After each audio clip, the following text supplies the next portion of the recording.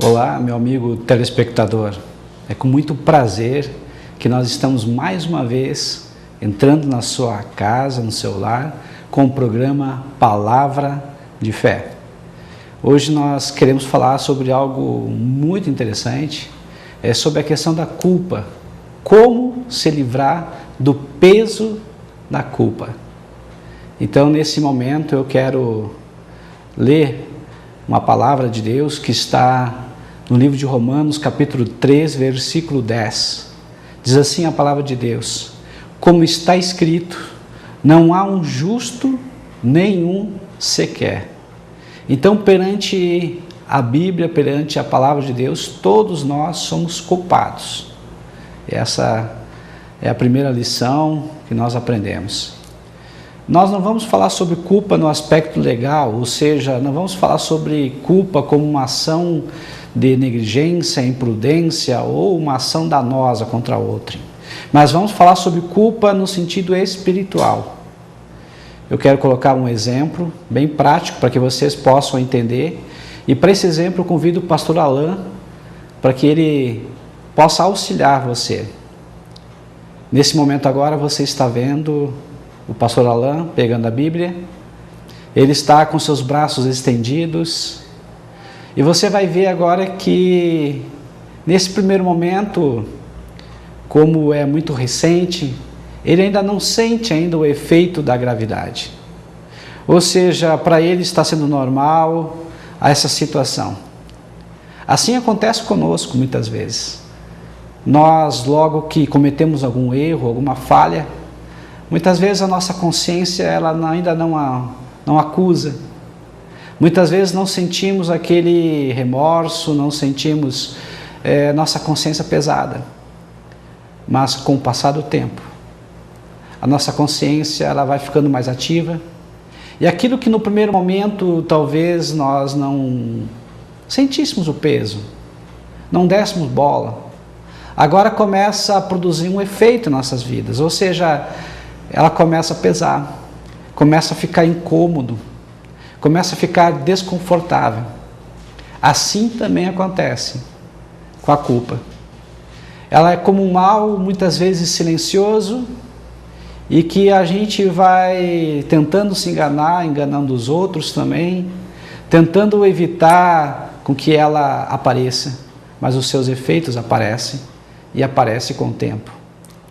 Então, você está vendo agora o efeito da culpa, o efeito da gravidade sobre o peso na mão do pastor Alain. É o mesmo que acontece também com a culpa em nossa consciência, em nossa razão, em os nossos sentimentos. Eu quero agora, neste momento, ler uma outra palavra. Está no livro de Lucas, capítulo 12, versículo 47 e 48. E nessa passagem ele fala sobre os graus de culpa. Assim diz a palavra de Deus: aquele servo, porém, que conheceu a vontade de seu Senhor e não se aprontou nem fez segundo a sua vontade, será punido com muitos açoites. Aquele, porém, que não soube a vontade do seu Senhor e fez coisas dignas de reprovação, levará poucos açoites. Mas aquele a quem muito foi dado, muito lhe será exigido. E aquele a quem muito se confia, mais lhe pedirão. Então nós podemos ver que a culpa existe graus de condenação, graus de culpa, graus de peso sobre nossas vidas. Talvez você se pergunte, mas da onde se originou, aonde que está a origem da culpa? A culpa, ela está escrita lá no livro de Gênesis, capítulo 3, versículo 1 a 15, aonde ela relata a queda do homem, o primeiro pecado, a desobediência do homem em relação a Deus e a sua lei. Deus tinha colocado para o homem o jardim do Éden para ele cultivar, cuidar, e ele não poderia apenas comer de um fruto do conhecimento do bem e do mal. Ou seja, somente isso lhe era. Então nós vamos ver agora os efeitos da culpa. Ou seja, qual é o comportamento que podemos ter em relação à culpa que sentimos. O primeiro sentimento ou comportamento é se esconder da culpa. Esconder a culpa foi o que aconteceu com Adão. Quando ele pecou e quando ele comeu do fruto proibido, ele se escondeu da presença de Deus. Assim também nós, e eu lembro bem, quando criança, e você também deve lembrar, quantas vezes você fez alguma arte e para não ser descoberto pelo teu pai, pela tua mãe, você escondeu aquele objeto quebrado, você se escondeu para que ninguém visse o teu erro. O segundo efeito da culpa é culpar o outro. Ou seja, você vai transferir a culpa para o outro. Assim também fez Adão.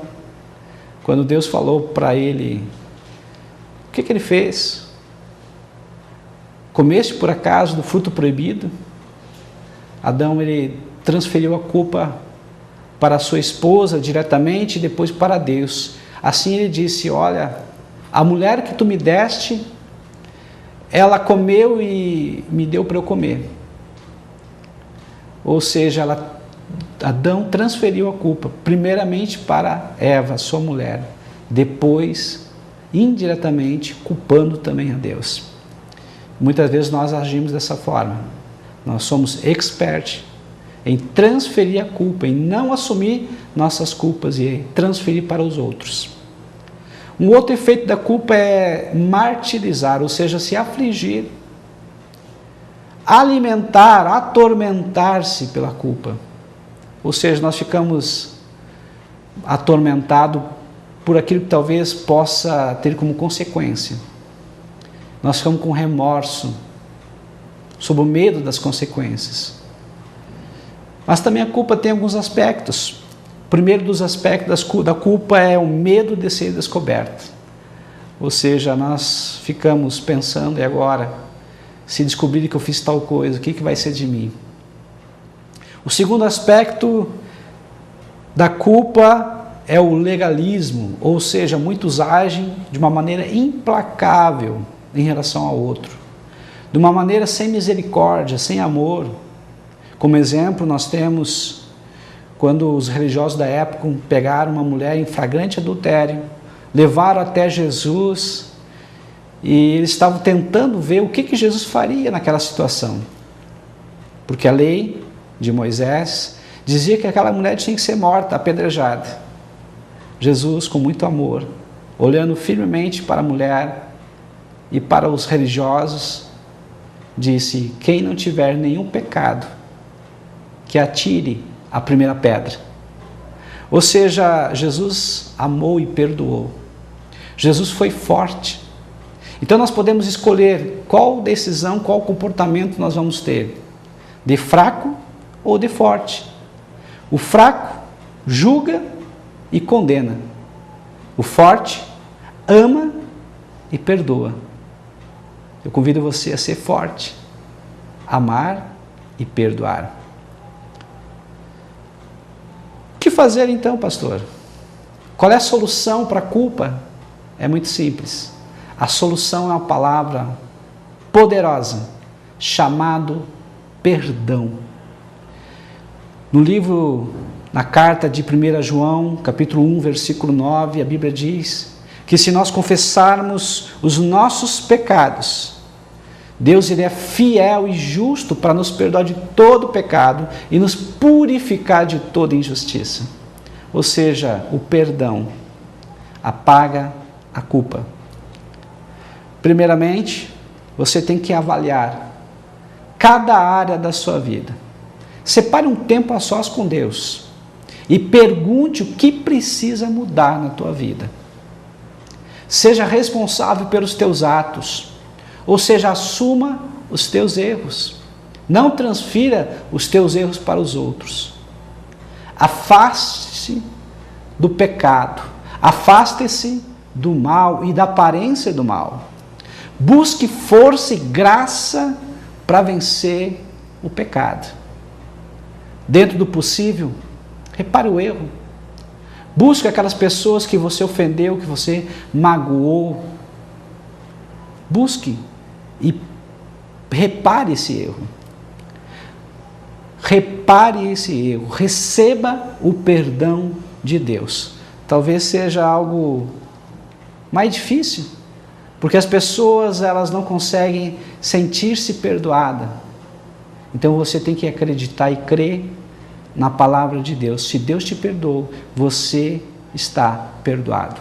A palavra de Deus diz em Miqueias, livro de Miqueias, profetas Miqueias, capítulo 7, versículo 18 e 19, que Deus lança os teus pecados no mar do esquecimento. E dos teus pecados Ele não lembra mais. Ou seja, se você foi perdoado por Deus, receba o perdão de Deus e não aceite mais a culpa. Isso é fundamental. Você não pode aceitar a culpa, não pode aceitar a acusação, até mesmo no teu coração. A Bíblia diz em 1 João 3, 20, que se o teu coração te acusa, maior é Deus que o teu coração. Ou seja, aceite o perdão de Deus. Pastor, mas o senhor não sabe o que eu fiz. Eu fiz muita coisa errada.